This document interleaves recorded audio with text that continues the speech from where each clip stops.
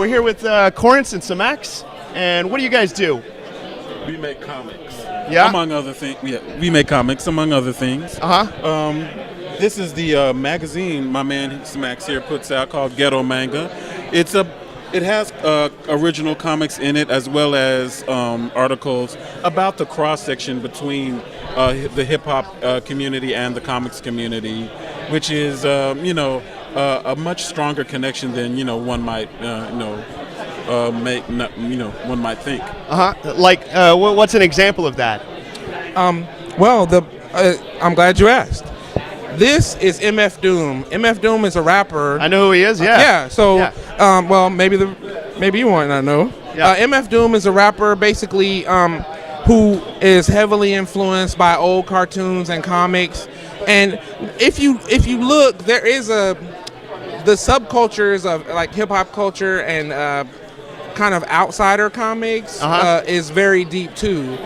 Besides the fact that people are just a lot of rappers are just heavily influenced by comics as a pop culture phenomenon. Right. They've got names and they talk about if how you look at kick-ass Wu-Tang Clan they are. or that's totally yeah. It's Johnny Blaze. You find a lot that because the early Marvel comics all took place in New York City, right? And hip hop was born in the Bronx, and spread through the boroughs before people like us got to get into it. So that connection was there with Marvel comics a lot, and the iconography of comics with characters like Superman being kind of a symbol of strength and power, or Batman being a symbol of revenge and kind of street justice. Yep.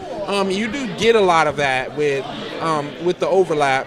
I mean, Thor's hammer has been quoted in, like, referenced in comics.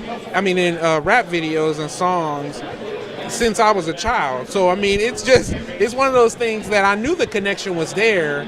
When I started making comics myself, I actually encountered people who in the industry who would say, well, black people don't read comics, so how it would be difficult to sell comics with black characters, or like the people would read a sample of my books and there's a lot of slang and stuff, and they would say, well, people don't understand this kind of like jargon or whatever, it's confusing. But I knew that that lots of black people buy comics because I buy them, but then also just hip hoppers at large. It's an easier sell. Comics are a very easy sell in hip hop culture. They get it. Now you're the artist. Are you an artist as well, or writer? Okay.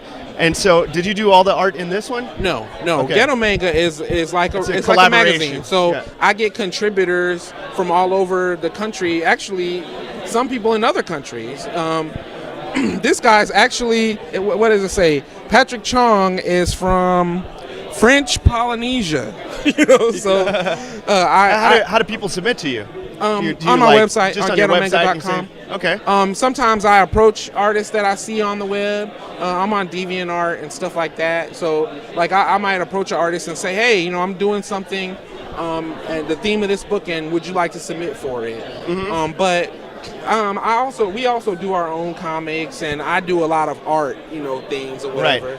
Right. Really, to me, like, what my art career is about is, as an artist, sometimes you just kind of feel like an outsider, or people are constantly rejecting you. You send a letter, you want to work for Marvel, and they reject you. You want to work for DC or whoever.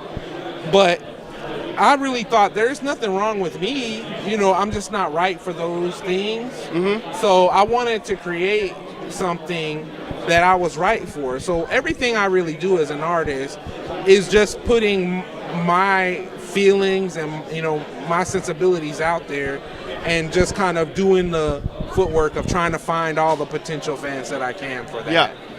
So you're saying that since there wasn't a place for you, you're going to make your own place. Right. Yeah. I knew, and again, I know that the audience existed for the book that I was doing at that time.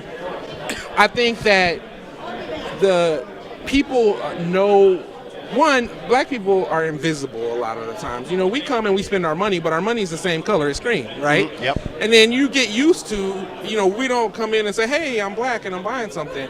Or, like, even more so, right, exactly. Even more so with, like, hip hop culture, because you never know. You know what I mean? Like, Yeah. I wouldn't know that you would know who MF Doom was just by Sure. looking at you. Yeah. You know, and that's how it is. That's what makes it dangerous. Yeah. You know, is that, you know, it can get where people don't know it is. So And did you do these as well?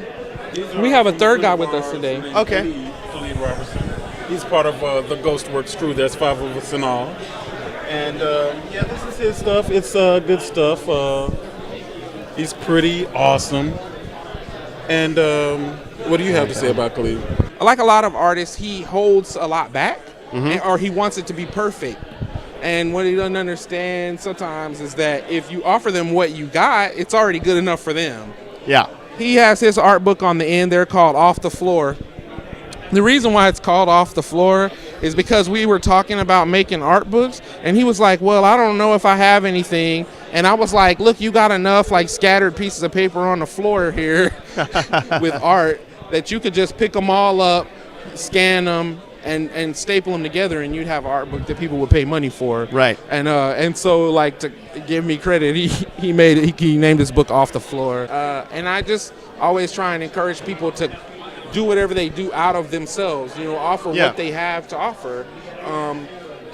Sometimes people will kind of say, well, you know, what you have to offer is not what everybody wants. But you don't have to do it for everybody. Yeah. Just for people who it'll work. You know, who it if it reaches them, that they will enjoy it.